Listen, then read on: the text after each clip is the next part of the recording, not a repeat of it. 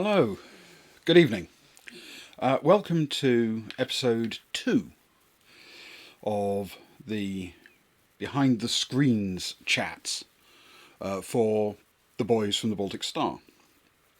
This is only the second one, but I think it's fair to say I wasn't entirely happy with the way the first one went. I didn't think it was all that well structured, and I thought it became a bit of a mess and a bit of a random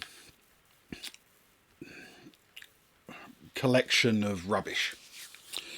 So my intention, you may find that hard to believe as we go on, but my intention is that for this one we go for something just a little bit more rational, a little bit more sensible, and possibly, and I hate to stretch the point too much, possibly a little bit better structured for when it comes to chopping it up into magazine-like segments for the various things we're going to be covering, which might appeal to the VOD crowd as well as the people who are watching live on Twitch.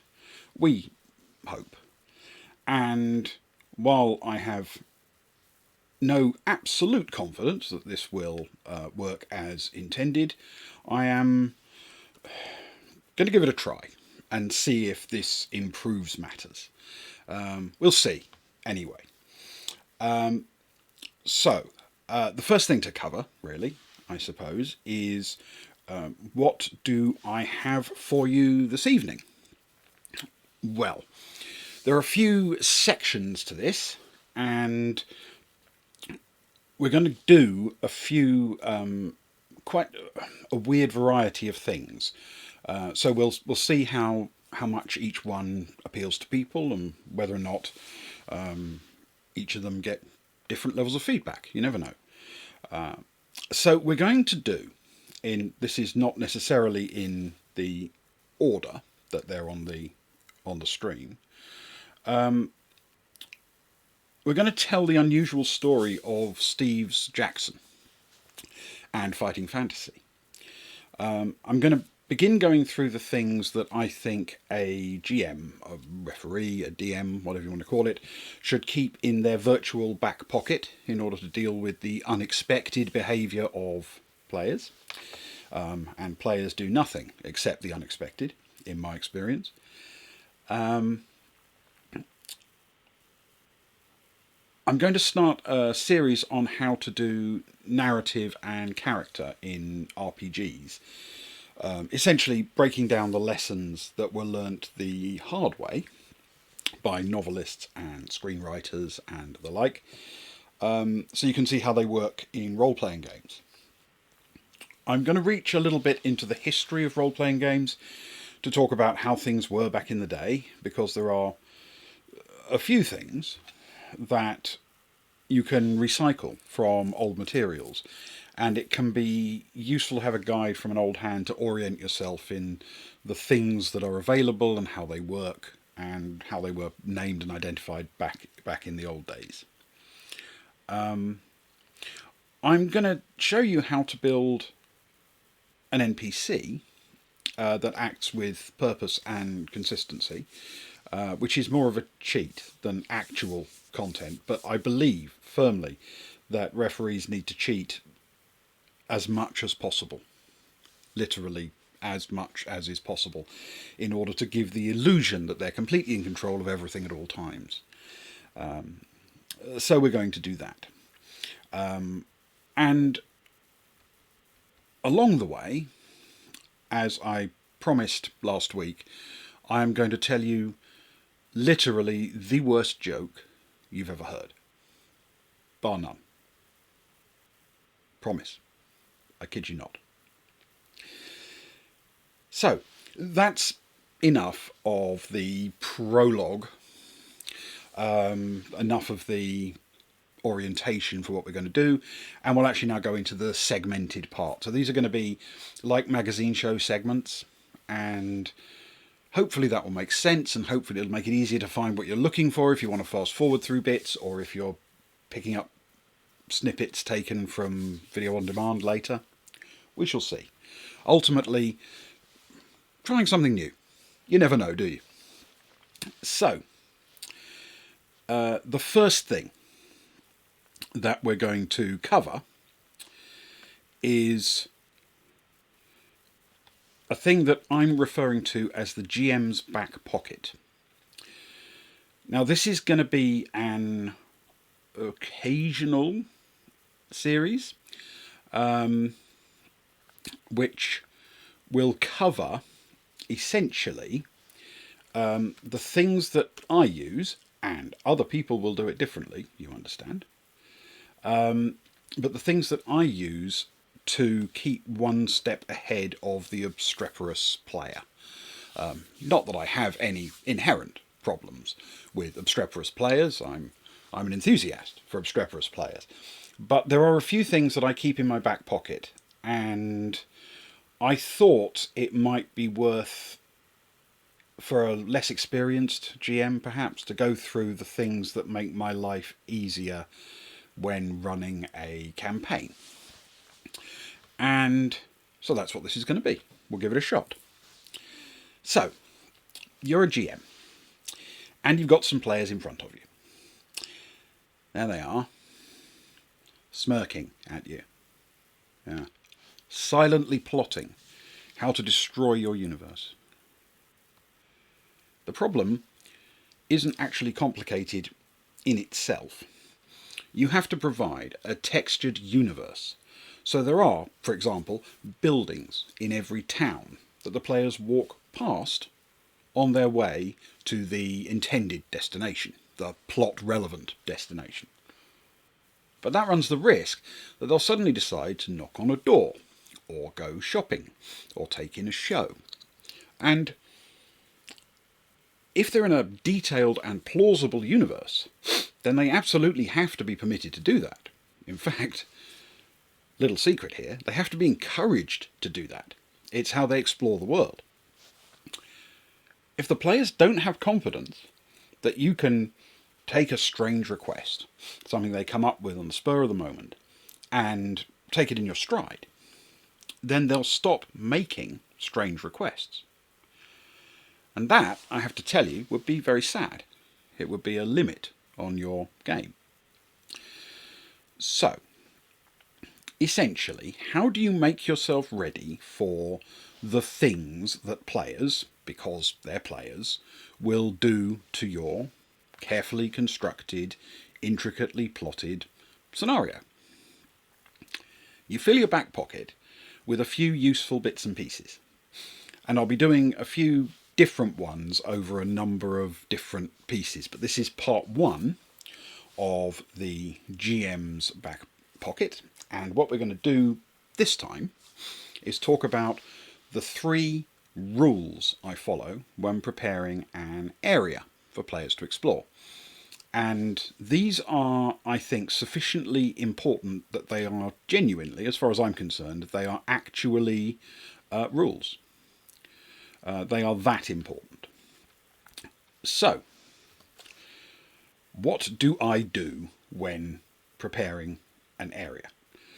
I follow 3 basic rules, and they are prepare the place, prepare names, and prepare locations. So, okay, let's start with rule 1. Prepare the place. You don't need to prepare everything. And this is a good thing, because that would literally be impossible. So what do you need to know, and what don't you need to know about the place players are walking into? Well, essentially, you need to know the bits that are essential to the ongoing narrative arc, but I'm guessing you've already got that covered. You already know where they can find their next clue, where they can meet their next enemy, where they'll find the next step to move the campaign onwards. In order to be prepared for their freedom to divert, however, you need to know something else. You need to know the nature of the place. This means enough understanding of the environment that you can easily answer questions about it. You don't actually know the answers to those questions in advance. You don't know them because they haven't been asked yet. I know that sounds a bit meta, but you know the place well enough to know how to create those details on the fly. So let me give you a really simple example. There's a city on a rocky shore. It's ruled by a duke, and it's heavily fortified. Now that's probably not enough information, but it's actually a pretty good start. Why? Because it's enough to be able to answer a large number of questions. As the party approaches, they start asking questions. The gits. Is the road busy? Well, of course it is. There's a coast road, and if the terrain is rocky, then it's going to be a major route, because travelling off the road will be really difficult, so it's going to be a busy road. Is it a really relaxed place? Or are there guards? Well, we know it's a fortified city, so yeah, there are guards. Not only that, probably a fortified port, since it's on the coast. Anyway, you get the point. So, a few key characteristics, any that you need, and from those you can draw natural inferences, up to a point. Rule 2. Prepare names. Names are critical. Names of people, names of streets, names of businesses, taverns. You don't need to name everything in advance, but you need a list of names that you can drop into the game at a moment's notice. What's the name of that guard captain? Someone you literally invented 5 seconds ago when you were asked that question about guards? Consult your list of names. It wasn't canon until that second, but now it's something that was always true. The thing about names is that they're hard to invent on the fly. I always have a list just waiting to be used. Some are character names, others are concepts for businesses, districts, towns, buildings and streets. So why is this so utterly essential that I consider it a rule? Well, the answer to that is because it gives you, i.e. me, a vast amount of freedom. You'll be much more comfortable introducing a random new NPC just to add a bit of texture if you already know that if the players start asking these awkward questions, you've got a name in your back pocket. Rule number 3. Prepare locations. This is the most involved part of the process, and the one that can be done, thankfully, a long time in advance, months in advance. You have no idea if the party will ever visit a tavern in this city. If they do visit a tavern, you have no idea which one, or what it's called. But you do know that they will eventually visit a tavern. So describe one for yourself. When the party is wandering through the northern part of the city and decides to find a tavern, you tell them there's one just up the street. It's called, Rule 2, checklist of names, the Red Bear. If they decide to go in, you pull out your description and you're good to go. The tavern you designed a month ago has now become the Red Bear Tavern on such and such a street. You might have drawn a map. You might just have a paragraph of description. What you do have, and it will amaze and astonish the players, is a tavern with a name just down the street when they needed one. You know the one. It's the favourite drinking place of that guard captain they met, who, Rule 1, had to exist because of the basic description of the area, and Rule 2 has a name, even though you didn't know he existed until the players asked. You can't miss the tavern. There's a big sign of a red bear outside. I know this sounds insanely simple, but I promise you it's quite easy to do, and it adds so much to the freedom your players will feel. Once they know you're not going to panic if they decide to turn right instead of left, where the sign clearly and obviously points. Look, seriously, on Osin, the boys from the Baltic Star were told about the governor by the very first person they met. They learnt there was important stuff to do there.